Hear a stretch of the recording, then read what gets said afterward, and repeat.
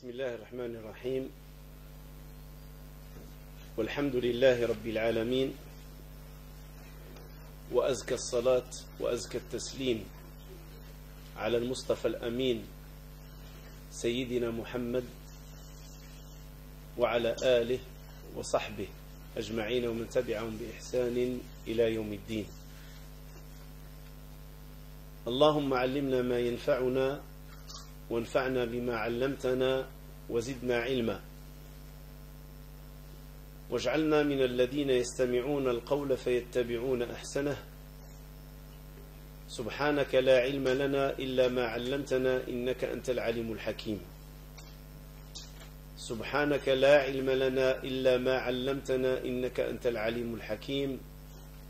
سبحانك لا علم لنا إلا ما علمتنا إنك أنت العليم الحكيم.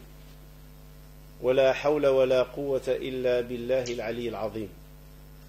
أما بعد.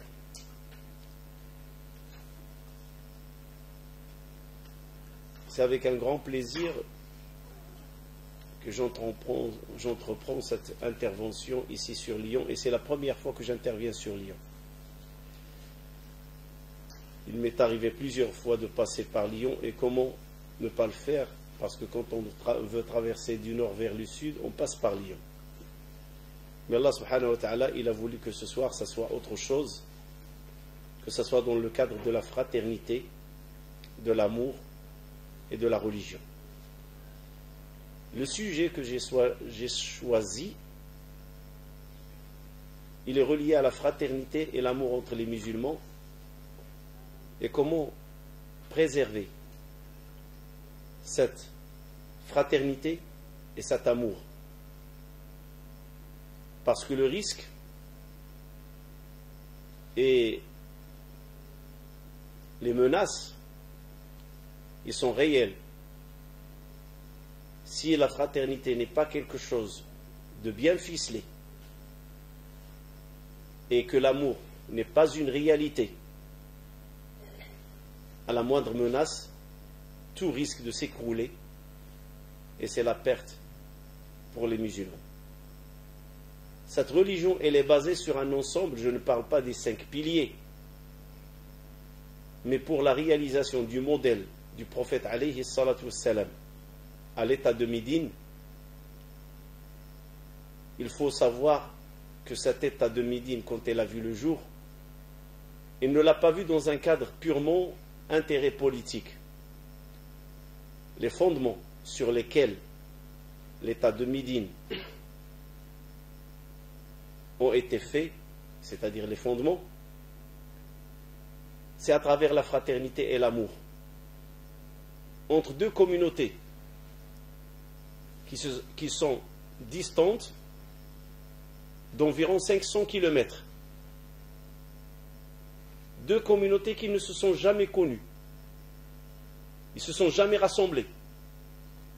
Et les liens familiaux et le partage tribal, il est presque nul. Les Muhajiroun, c'est des gens qui viennent de Mecca. Ils ont laissé leur famille, leurs biens, leurs richesses, et ils ont rejoint Médine. Et ceux qui ont reçu, c'est l'Aus et le Khazraj, ce qu'on appelle nous Al-Ansar. Mais la première démarche que le prophète sallallahu alayhi wa sallam il a faite, ou plutôt il a fait quand il a construit la mosquée, c'est qu'il a fraternisé entre les deux groupes. Et cette fraternité entre les deux groupes, il avait un objectif.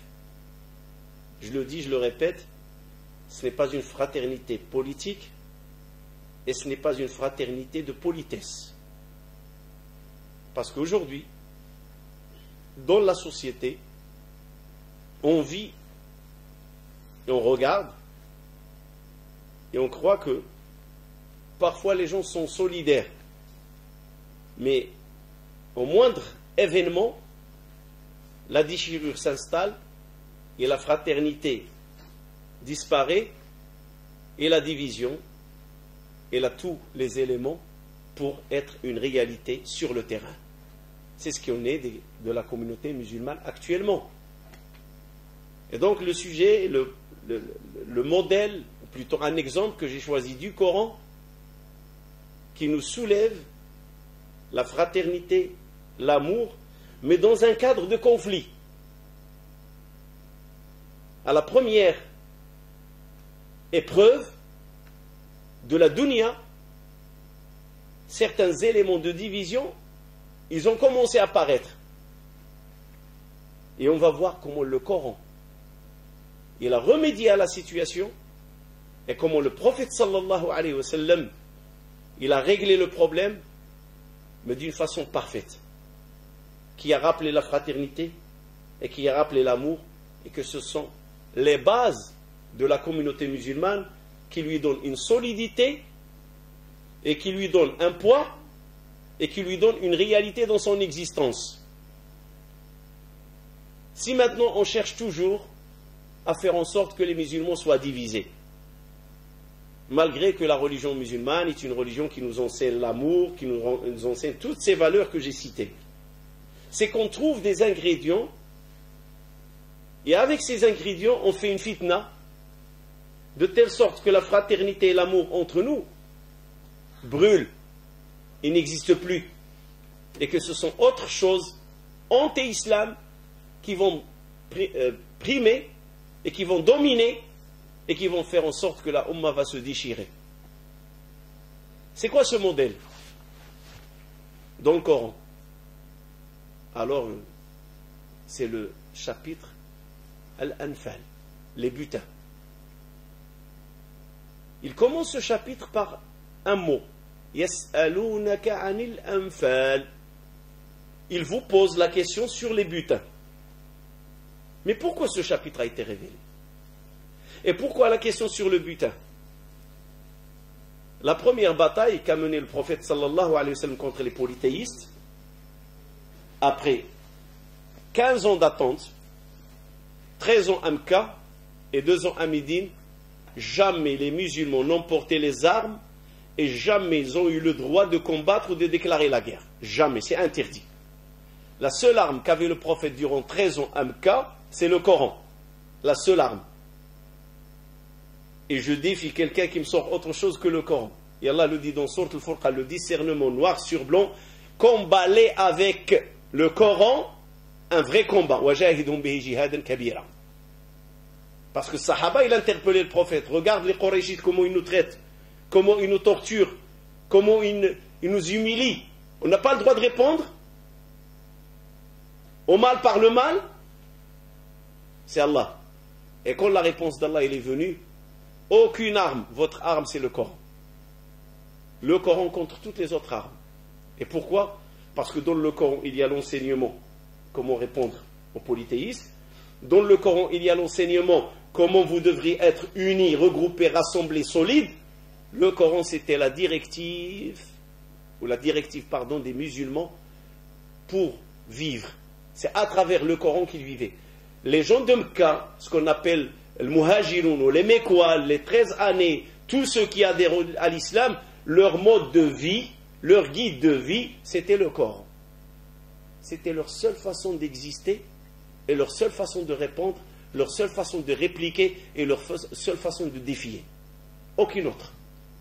Même Allah, il a défié les Qurayshites. Ramener 10 chapitres, ramener un seul chapitre. Ils n'ont pas réussi. Donc revenons à la bataille de Badr. Les circonstances de la bataille de Badr ne nous intéressent pas. Mais ce qui est plus intéressant, la cause de la révélation, qui va nous relier dans notre soirée spirituelle. Et pour dire que la dunya peut être une des causes qui divisent le bas monde. Alors avant la bataille, le prophète sallallahu alayhi wa sallam, pour encourager les compagnons, il leur a dit: celui qui tue un polythéiste, des Qurayshites bien sûr, il a. Et dans un hadith c'est plus explicite. Il leur a dit: celui qui tue un polythéiste, il peut le dépouiller de ce qu'il a. C'est-à-dire son arme, sa monture, ses habits, tout ce qu'il a sur lui et qui a de la valeur, prenez-le. Alors quelqu'un va me dire: mais pourquoi? La pauvreté. Les gens à Médine, ils galèrent. Sahaba radiyallahu ta'ala anhum, ils ont tout divisé, ils ont tout partagé. Ils vivaient dans la fraternité réelle, ils ont reçu les gens de Médine, ils ont partagé les maisons avec eux et l'argent et la vie. Donc il y avait une certaine galère financière. Et tout est tombé à la charge des gens de Médine, ceux qui ont apporté secours. Pour vous dire, la fraternité, ça sert à quoi? C'est que les gens de Médine, quand ils ont reçu, ils n'ont pas dit au prophète sallallahu alayhi wa sallam, on a reçu pour l'état de Médine. Vous allez vous installer chez nous, vous allez vous installer l'état de Médine, mais le reste, ce n'est pas notre problème. Non. Le reste, ce sont les gens de Médine qui ils ont pris la charge sur eux.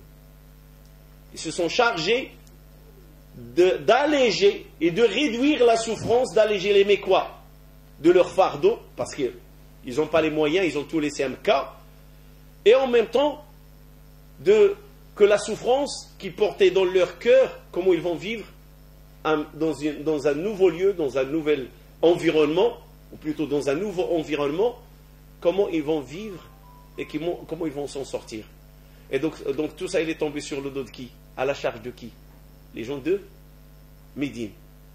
Et c'est sûr et certain qu'il y a une certaine difficulté financière. Et donc quand ils ont entendu parler de la caravane qui vient de Cham et qui arrive et qui va passer par Médine, Sahaba sont partis voir le prophète, ils lui ont dit, voilà les Qurayshites qui nous ont pris nos biens, notre argent, nos maisons, on a tout laissé MK, c'est une opportunité de récupérer un petit peu, de récupérer un petit peu. Et le prophète il est sorti, la caravane, elle a pu échapper belle comme on dit, mais Allah subhanahu wa ta'ala leur a accordé autre chose. C'est qu'eux ils ont voulu la caravane commerciale, mais voilà autre chose qui vient à la place. C'est que les Qurayshites, ils sont 1000 qui sont partis de Mecca, ils sont venus jusqu'aux frontières de Médine à Badr, et ils veulent montrer leur force et leurs muscles devant le prophète alayhi salam. Comme quoi on ne va pas se laisser faire. C'est pas parce que tu t'es installé à Médine qu'on va te laisser faire. Ils sont venus lui déclarer la guerre chez lui. Et donc regardez pourquoi est-ce qu'ils ont voulu et ce qu'Allah leur a donné. Alors le prophète, ils étaient 300. Ils sont sortis pour croiser la caravane. Alors ils se trouvent en face de 2000 armées. C'est-à-dire les gens qui étaient avec la caravane, ce n'étaient pas des soldats. Mais là, c'est 1000 qui sont venus armés jusqu'aux dents. Et qui sont venus vraiment pour une guerre. Alors le prophète, pour motiver les compagnons, il leur a dit aujourd'hui, celui qui tue un des polythéistes Qurayshites, il peut prendre tout ce qu'il a avec lui.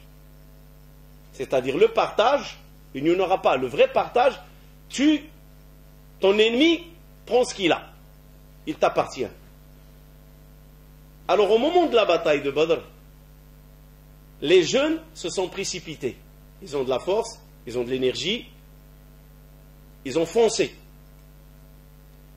Les plus âgés, ils sont restés derrière, former un blocage. Si jamais ça tourne mal en avant, on est là par derrière, on protège les nôtres. À la fin de la bataille, les vieux, les plus âgés, ceux qui n'étaient pas de l'avant, ils sont partis voir les jeunes compagnons qui ont mené la bataille comme il faut. Ils leur ont dit, on est associés. Ils leur ont dit non. Le prophète a donné une directive. Celui qui tue un polythéiste, ça lui appartient son butin. Donc il n'y a pas de partage entre nous. Nous, on a exposé notre vie, ou nos vies. Les autres, il leur dit, s'il vous arrive quelque chose, qui va vous protéger par arrière? Qui sera là pour repousser l'ennemi? Ils ont voulu leur dire, on se complète. L'entêtement, un vilain défaut. L'entêtement. Les voix se sont élevées, la dispute s'est installée, et c'est la première fois que le prophète sallallahu alayhi wa sallam voit un tel scénario devant lui. Que ceux qui étaient frères, qui étaient dans l'amour, qui étaient dans le sacrifice, pour peu de la dunya, ils ont failli s'entretuer. Comme il dit Abi Ayyub al-Ansari, c'est sur nous, ça nous concerne, le chapitre le butin. C'est nous les gens de Badr, la cause de cette révélation. Et il raconte que le prophète, il a dit, voilà, celui qui tue un polythéiste, il peut lui prendre tout ce qu'il a. Les jeunes, ils étaient de l'avant, les vieux, ils ont préféré rester, former un mur de protection, mais à la fin de la bataille, les jeunes n'ont pas reconnu les plus âgés et ils ne veulent rien partager. Et Allah subhanahu wa ta'ala nous a punis et il a restitué le butin à son prophète et c'est à lui de le partager entre les compagnons. C'est-à-dire la règle, celui qui tue un polythéiste, il peut prendre ce qu'il a, il a été abrogé. Et tout le butin, le prophète leur a dit, celui qui a pris quelque chose, qu'il la ramène ici. Ramenez tout ce que vous avez gagné. Et tout ce que vous avez eu pendant la bataille, posez-le entre mes mains. Et c'est moi qui va le partager. Et c'est moi qui va donner chacun sa part. Ça, c'est l'histoire. Mais ce qui m'intéresse, c'est comment le Coran a réglé l'histoire. Ça, moi, je vous ai cité l'histoire, qu'est-ce qu'il y en est. Mais le Coran, comment il a fait? Vous savez le verset dans lequel Allah subhanahu wa ta'ala dit وَاعْلَمُوا مَا غَنِمْتُم مِّن شَيْءٍ فَأَنَّ لِلَّهِ وَلِلرَّسُولِ خُمُسَهُ وَلِذِي الْقُرْبَى وَالْيَتَامَى وَالْمَسَاكِينِ إِن كُنتُمْ آمَنتُم بِاللَّهِ وَالْيَوْمِ الْآخِرِ. C'est le verset numéro 40. يَسْأَلُونَكَ, c'est le verset 1. Entre 1 et 40, c'est un ensemble d'enseignements et remettre et faire le rappel et on va dire un petit peu tirer les oreilles des compagnons et leur faire un rappel sur l'histoire, sur le vécu MK et comment vous êtes arrivé à Médine. C'est tout un rappel. 39 versets. Il leur fait le rappel comment la bataille s'est déroulée. Vous êtes sortis pour chercher la caravane commerciale et Allah subhanahu wa ta'ala vous a donné meilleur que la caravane commerciale. C'est-à-dire, il vous a donné 1000 des soldats polythéistes qui sont venus vous combattre. Parce que, vous savez, s'ils s'attaquent à la caravane, comment on va les traiter? Hein? Là, on va parler de l'actualité. Imaginez. Et c'est ça ce qui est bien, que l'être humain peut imaginer. Que Sahaba se sont attaqués à la caravane. Ça va faire quoi, à votre avis? Qu'est-ce qu'ils vont dire les Qurayshites? Même actuellement, les orientalistes qui écrivent sur l'islam, comment ils vont décrire le prophète sallallahu alayhi wa sallam et le fait qu'ils se sont attaqués à des commerçants démunis de toute arme, des mercenaires. Voilà, Mohammed est en train, et ses compagnons sont devenus des mercenaires, ils s'attaquent à des commerçants. Allah ne veut pas ça pour l'islam. Allah veut la meilleure image pour les musulmans. Ça, c'est une. Et Allah subhanahu wa ta'ala le dit dans le Coran, vous avez voulu quelque chose de bas, de basse. Et Allah, il veut quelque chose de grand. Allah veut que la vérité soit éclatante et que le mensonge disparaît. Voilà ce qu'Allah veut. Les compagnons, ils ont réfléchi, ils ont pensé à la vengeance. Ils nous ont pris nos biens, ils nous ont pris nos maisons, alors, au moins que nous aussi, on peut récupérer quelque chose des Qurayshites. Mais Allah ne veut pas de ça.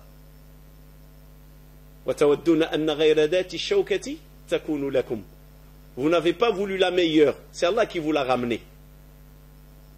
Ça, c'est la première des choses. Leçon à tirer. C'est qu'Allah subhanahu wa ta'ala a voulu le meilleur.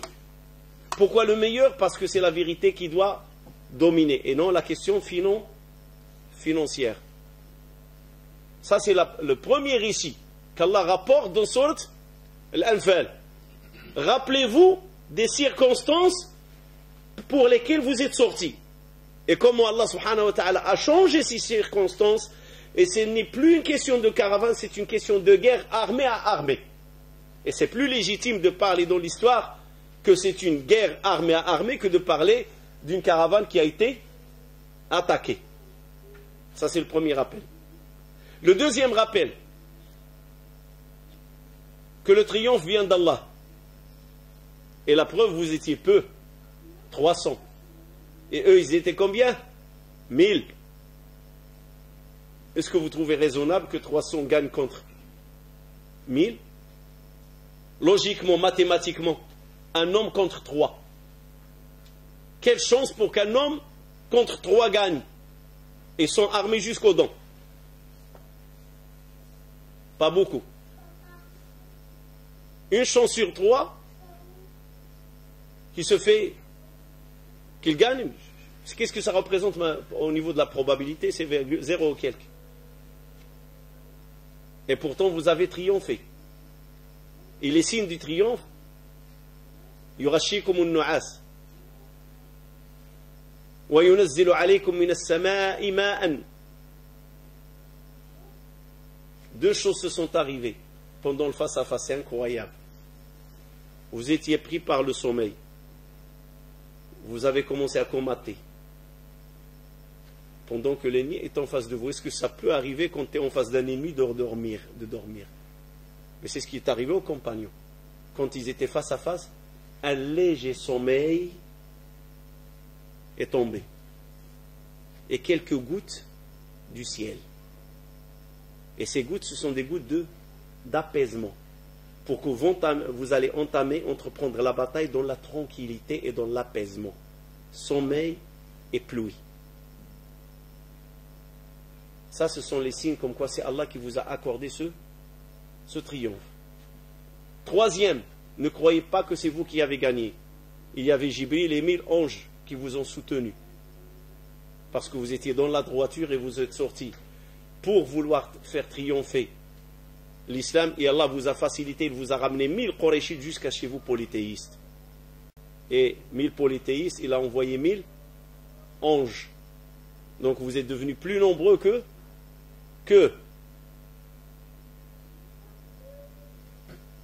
Voilà 3 éléments concernant. Et la consigne, le prophète vous a encouragé. Il vous a dit ne tournez pas le dos. Combattez-les, c'est les ennemis d'Allah. Ils sont venus vous agresser chez vous. 5e élément, ne croyez pas que vos tirs, ils ont fait mouche parce que c'est vous qui savez tirer. Et sachez que c'est Allah subhanahu wa ta'ala qui a tiré à votre place. Wa ma ramaita id ramaita walakin Allah rama. C'est pas toi qui as tiré, c'est Allah qui a tiré. Tout ça c'est un rappel. Il leur fait, Allah subhanahu wa ta'ala, un diagnostic de la bataille, comment il s'est déroulé. Alors ne croyez pas que parce que vous avez eu les butins à la fin que vous êtes les gagnants. Et c'est vous qui avez ramené le triomphe. Le triomphe vient d'Allah subhanahu wa ta'ala. Puis il leur fait le rappel. Et c'est là le plus dur. Et on vient dans notre sujet qui est la fraternité. C'est quoi ce rappel? واذكروا إذ أنتم قليل مستضعفون في الأرض تخافون أن يتخطفكم الناس فآواكم وأيدكم بنصره ورزقكم من الطيبات لعلكم تشكرون. Rappelez-vous, vous étiez peu. Vous ne pesiez rien. Vous n'étiez rien. واذكروا إذ أنتم قليل, vous étiez peu. Vous avez peur des gens. De quelle phase là il parle? La phase mécoise. واذكروا إذ أنتم قليل مستضعفون. Vous n'avez pas le courage, la bravoure et la force pour faire face aux ennemis Qurayshites. Fa'awakum, il vous a trouvé un domicile, une terre d'accueil qui est Médine. Vous avez quitté Mecca et vous avez trouvé une terre d'accueil. Cette terre d'accueil, qui a ouvert les cœurs des gens de l'Ansar pour vous aimer et qu'ils partagent tout avec vous? Là, il s'adresse en particulier aux Qurayshites, ce qu'on appelle le Muhajiroun. Et qui vous a donné, là il s'adresse aux deux, et qui vous a accordé le triomphe, malgré que vous avez laissé vos richesses derrière vous, vous en avez trouvé d'autres devant vous, à Médine. Et tout ça pour que vous soyez reconnaissants. Et donc quand le rappel vient d'Allah subhanahu wa ta'ala, il est le bienvenu. Et là, c'est là où on va s'arrêter. Et d'ailleurs, c'est dans sourate Al-Anfal. Avant, wa'lamu annama ghanimtum min shay. Law anfaqta ma fil ardi jami'an ma allafta bayna qulubihim. Si, il parle au prophète sallallahu alayhi wa sallam, si tu dépenses toute la richesse sur terre pour réconcilier les cœurs, entre qui et qui? Entre les croyants bien sûr, et entre ceux qui sont venus de Mecca pour vivre à Médine. Qui a réconcilié les cœurs? Qui a fait en sorte que les uns aiment les autres et qu'ils partagent tout avec eux jusqu'à ce que Malik ibn Rabi' il dit à Abdurrahman ibn Aouf, il lui dit: écoute Abdurrahman mon frère, le prophète nous a fraternisés, tu es mon frère, ma maison voilà je la coupe en deux, je la partage en deux avec toi, mon argent, ma fortune elle est là, je la partage en deux, et j'ai des épouses, je divorce une et tu choisis laquelle, hein? Je vais te montrer mes épouses et choisis laquelle que tu veux, je la divorce et je te la donne, tu te maries avec. Qui a fait que les cœurs arrivent à ce niveau, à tout vouloir partager, dans la légalité bien sûr et dans la légitimité, quand il lui dit j'ai deux épouses ou des épouses et je te laisse choisir celle que tu veux, je la divorce et wallah je te fais marier avec, elle est ton épouse. Qui peut faire ça aujourd'hui? C'est parce qu'Allah subhanahu wa ta'ala, l'Ansar ou le Muhajirun, c'est un mystère divin. On est en France, demandez aux plus âgés d'entre nous qui sont venus dans la première génération, vous êtes rentrés en quelle date? Quelle année? Ils vont vous dire on est rentré dans les années 60. Il y en a qui sont arrivés en France dans les années 50. Et pourtant vous sortez dans la rue, comment on vous regarde? Vous êtes les petits enfants de ces gens-là.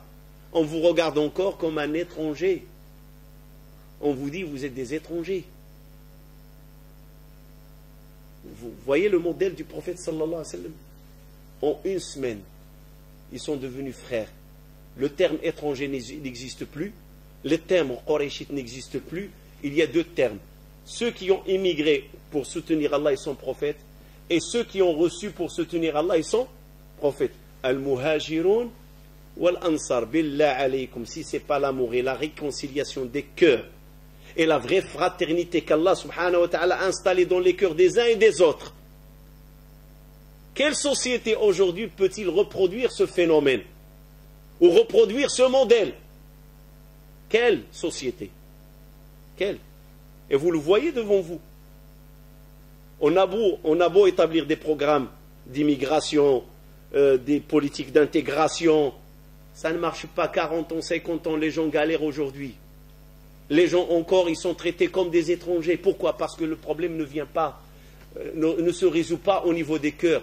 Le problème se résout au niveau administratif et l'administration ne résout rien. Le prophète, il a résolu le problème à travers les cœurs. À travers les cœurs.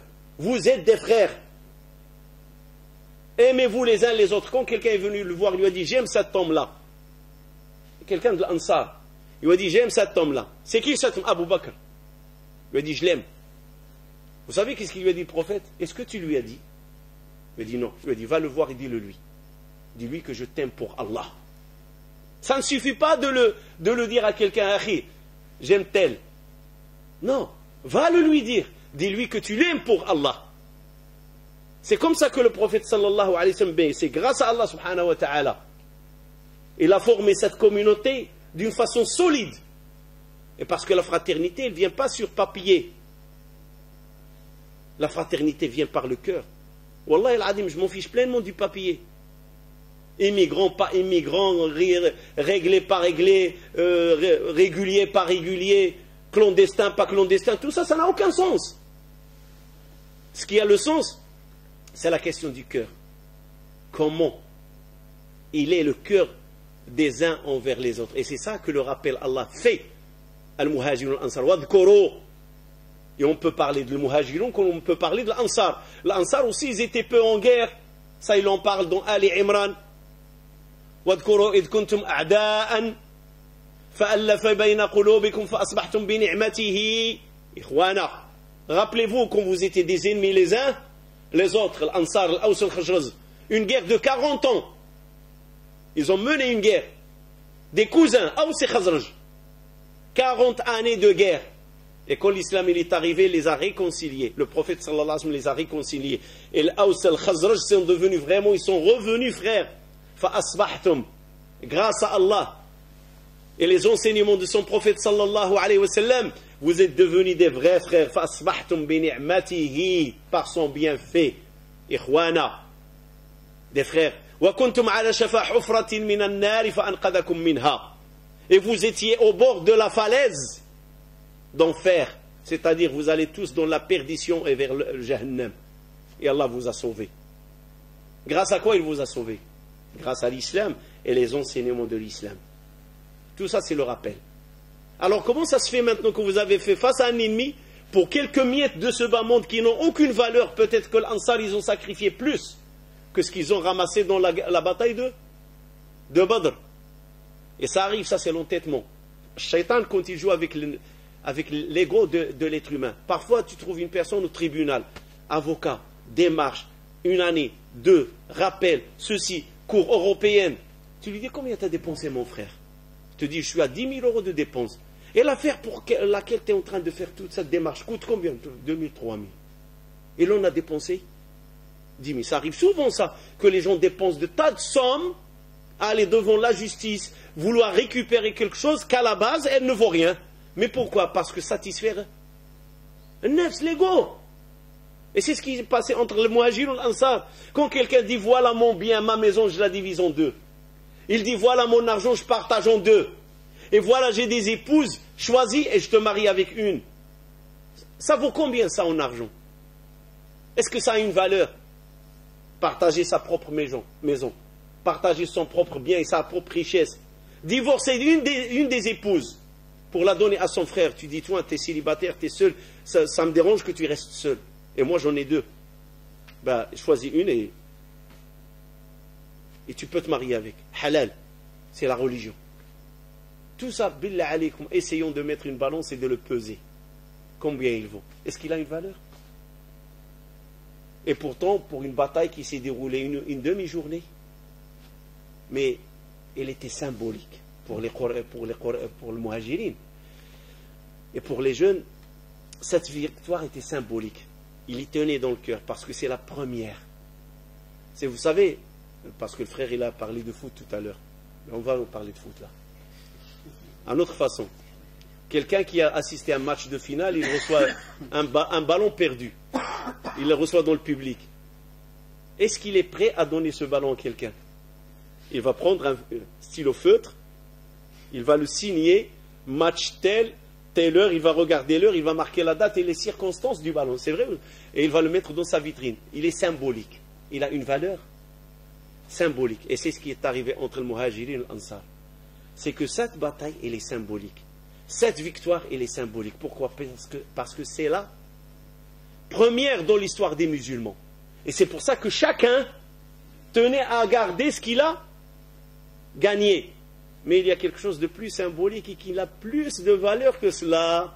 Parce que là, on revient au symbolique. Le symbolique ici, c'est que j'ai accepté mon frère qui est venu de 500 kilomètres, je l'ai hébergé chez moi, je lui ai donné à manger, je lui ai donné à boire, je lui ai accordé un toit, même je lui ai proposé de se marier. Est-ce qu'il y a quelque chose qui peut avoir d'une valeur plus symbolique que tout cela? Et c'est là le problème. Et c'est ça. Et ce qui est symbolique aussi, dans toute cette chose, et qu'ils ont oublié, Allah leur fait le rappel, c'est que vous étiez 300. Et l'ennemi, ils étaient 1000. Eux, c'est des expérimentés. Vous n'avez jamais mené une bataille comme quoi, frères musulmans, entre vous, ensemble. C'est la première. Donc l'échec, c'est possible, parce que vous n'avez pas d'expérience. Vous êtes un mélange. On revient au foot. Tu prends une équipe, un du Nord, un du Sud, jamais le jour, ils ont joué ensemble. Combien de temps qu'il te faut pour les adapter? Pour qu'ils forment une seule unité dans l'équipe. Ça prend des ans, réellement, et du temps pour former une équipe. Comme vous savez, ça prend du temps. Les entraîner, les stratégies, les tactiques, ça prend du temps. Alors sachez que en 2 ans, vous avez pu mener, gagner, emporter une bataille. Et c'est une bataille vitale qui signifie l'existence ou la disparition. Grâce à Allah subhanahu wa ta'ala. Ce n'est pas grâce à votre savoir-faire. Parce que le savoir-faire, vous ne l'avez pas encore. Ce n'est que la première. Et c'est grâce aux anges qu'Allah il a envoyés. Et grâce à ce petit sommeil qui est venu. Et grâce à ces gouttes de pluie. Tout ça, c'est un ensemble que c'est Allah qui vous l'a donné. et qui a raffermi vos cœurs les uns envers les autres. Au point que l'autre il dit, moi je vais rester derrière mon frère, le protéger. Et l'autre il dit, je vais attaquer pour que le mal n'arrive pas derrière mon frère, qui n'atteint pas mon frère qui est derrière. Mais tout ça vous l'avez oublié dès que vous avez vu quelques miettes, une épée, un cheval, un chameau, un bracelet en or, quelques bricoles, ça y est, vous avez oublié Allah, vous avez oublié que c'est le triomphe qui vient de lui, vous avez oublié votre fraternité, vous avez oublié l'ensemble de l'islam. Innamal mu'minuna ikhwa, l'ensemble de la foi. Il réduit les croyants à la fraternité et l'amour. Tout ça vous l'avez oublié. Alors Allah leur fait le rappel. Ah, et avant de parler de la solution, j'ai dit la solution, il vient à quel verset? Vous êtes avec moi ou non? 40, barakallahu fikum. La solution, que c'est le prophète qui doit le partager, c'est à 40. Mais entre 1 et 40, c'est combien? Qu'est-ce qui se passe? La réforme, l'éducation. Le Coran est un livre d'éducation. Le Coran est un livre de réforme. Le Coran est un livre de rappel à l'ordre. Faites attention. Et Sahaba, vite la foi s'est réinstallée. Parce qu'Allah il leur dit, In kuntum tu'minuna billahi wal yawmi al-akhir. Regardez l'introduction. Innamal mu'minuna alladhina idha dhukira Allah wajilat qulubuhum. Les croyants, les vrais, les certes, quand on fait l'appel d'Allah et le rappel d'Allah, les cœurs frémissent. Et quand on leur cite les versets d'Allah et les signes d'Allah, leur foi augmente. Et c'est envers Allah qu'ils placent leur confiance totale et qu'ils l'investissent. Et ceux-là, ce sont les vrais croyants. Il les prépare à l'écoute.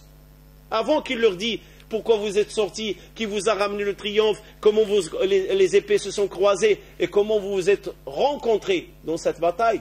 Sachez que si vous êtes des croyants, écoutez ce qui va être dit. Et refaites une évaluation de votre situation. Et ça, c'est une démarche coranique. Qu'avant qu'Allah subhanahu wa ta'ala nous parle de Luqman, comment il enseigne à son fils, il nous a dit, Luqman est un hakim, est un sage. Luqman est un sage. Et puis il nous donne un modèle de la sagesse. Donc le Coran, dans sa façon d'interpeller les croyants et de leur donner l'information et de les réformer et de les appeler à l'ordre, c'est toute une stratégie et c'est toute une méthode qui vient d'Allah subhanahu wa ta'ala. Il y a une méthodologie dont nous les musulmans, on doit en tirer profit. Parfois ça nous arrive d'être en conflit pour des futilités et on a besoin de ce rappel. Quelqu'un qui doit nous dire, sachez ce que vous étiez divisé, Allah vous a unis. Vous étiez faible, Allah vous a renforcé. Vous étiez pauvre, Allah vous a enrichi. Vous étiez petit, Allah vous a agrandi. Des choses qu'on a besoin. Et c'est ce qu'il fait le Coran. Et Sahaba, ils en avaient besoin dans des circonstances pareilles. Se sentir qu'Allah subhanahu wa ta'ala, à travers la révélation, il est avec eux.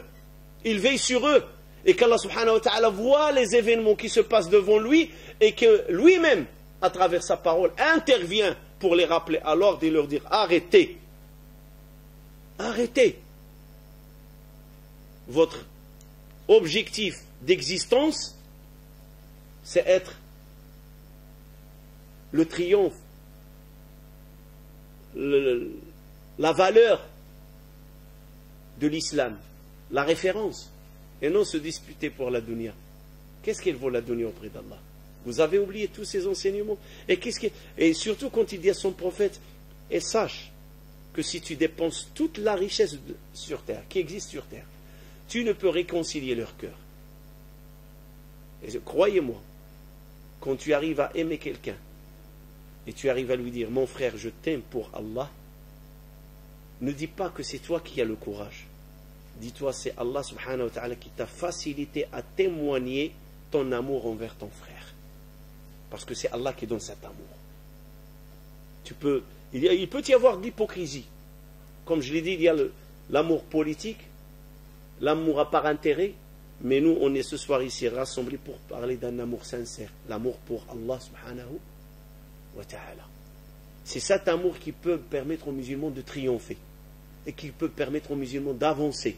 Et qui peut permettre aux musulmans vraiment d'être comme Allah il veut qu'il soit. Et c'est pour ça qu'on comprend que 15 années, pas de combat, pas de guerre, on ne répond pas au mal par le mal, parce que vous n'êtes pas prêts encore. Quand est-ce que vous allez être prêts? Quand vous allez vous aimer les uns les autres. Et quand vous allez être prêts à vous sacrifier les uns pour les autres. Et quand vous allez être prêts à s'unir et à former un poids. Là, je peux vous donner l'accord et l'autorisation d'aller combattre votre ennemi. Mais tant que vous ne l'êtes pas, le combat contre votre ennemi ne sera que défaite puissante. Et c'est ce qui en est aujourd'hui de la communauté. Pourquoi aujourd'hui il y a les défaites des musulmans? On n'est pas à cette hauteur. On n'est pas à cet amour. Aujourd'hui on est divisé par le tribalisme, par le communautarisme, par le nationalisme. Moi je dis les drapeaux, c'est la catastrophe de la Ummah. Et il ne faut pas que ça se produise ici en France. Ici en France, alhamdoulilah, cette terre nous a rassemblés. Et il faut qu'on mette tout derrière nous. Et qu'il n'y a qu'une chose qui doit nous unir pour Allah subhanahu wa ta'ala, c'est l'amour pour Dieu. Loin de tous ces facteurs qu'il y en a qui vont chercher à investir pour nous diviser et nous éloigner les uns des autres. Le frère m'a dit 30, il est 30. Ponctuel. Je ne suis pas une horloge suisse. Mais je suis ponctuel. Je vous laisse les frères, parce que voilà l'idée. Et je vous laisse débattre, je laisse exprimer ce que vous avez à dire. On partagera le reste du temps ensemble. Bismillah wa alhamdulillah wa azka salatu wa salam ala rasulillah wa ala alihi wa sahabati wa wala.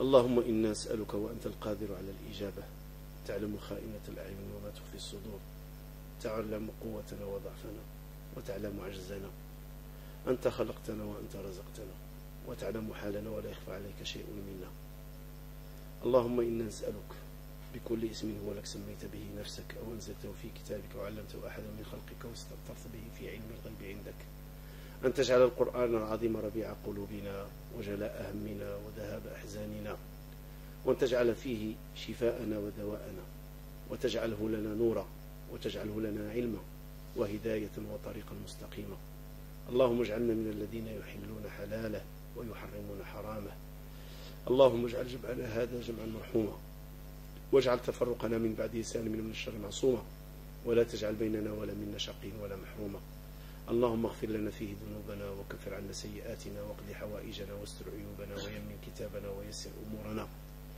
واهدي ضالنا وقو ضعيفنا واجبر كسيرنا واشرح صدورنا وعلمنا ما ينفعنا وإن توفيتنا ربنا توفنا مسلمين اللهم اجعل هذا اللقاء في ميزان حسناتنا اللهم اجعل كل خطوة خطونها لهذا اللقاء ترفعنا بها عندك الدرجات وتحط بها عنا الخطيئات واجعل خطوات الإخوة الذين حضروا في هذا اللقاء في ميزان حسناتهم يوم العرض عليك يوم لا ينفع مال ولا بنون إلا من أتاك ربنا بقلب سليم اللهم اجعلنا متحابين فيك واجعلنا من الذين إذا نظرت إليهم رحمتهم وجدت عليهم بفضلك وكرمك ورضوانك ولا تجعلنا من الذين إذا نظرت إليهم سخطت عليهم اللهم جنبنا سخطك وجنبنا غضبك واجعلنا من المرضيين عندك اللهم وفقنا لما تحب وترضاه اللهم تب علينا لنتوب اللهم تب علينا لنتوب اللهم تب علينا لنتوب وآت نفوسنا تقواها وزكها أنت خير من زكاها أنت وليها ومولاها واقسم اللهم لنا من خشيتك ما تحول به بيننا وبين معاصيك ومن طاعتك ما تبلغنا به جنتك ومن اليقين ما تهون به علينا مصائب الدنيا اللهم متعنا بأسماعنا وأبصارنا وما أحييتنا واجعله الوارث منا واجعل ثأرنا على من ظلمنا وانصرنا على من عادانا ولا تجعل اللهم مصيبتنا في ديننا ولا تجعل الدنيا أكبر همنا ولا مبلغ علمنا ولا إلى النار مصيرنا اللهم إنا نسألك حبك وحب من يحبك وحب أي عمل يقرب إلى حبك اللهم ألف بين قلوبنا اللهم ألف بين قلوبنا اللهم ألف بين قلوبنا واجعلها قلوبا متآلفة متحابة فيك يا أرحم الراحمين يا رب العالمين واجعلنا تحت ظلك يوم لا ظل إلا ظلك واحشرنا في زمرة نبيك وأوردنا اللهم حوضه واسقنا من يده الشريفة شربة ماء لا نظمأ بعدها أبدا اللهم إنا نسألك لهذه الأمة أمر رشد تعز فيه أهل طاعتك ويذل فيه أهل معصيتك يعز فيه أهل طاعتك ويذل فيه أهل معصيتك يعز فيه أهل طاعتك ويذل فيه أهل معصيتك ووفقنا لما تحب وترضاه Wa akhiru da'wana anil hamdulillahi rabbil alamin.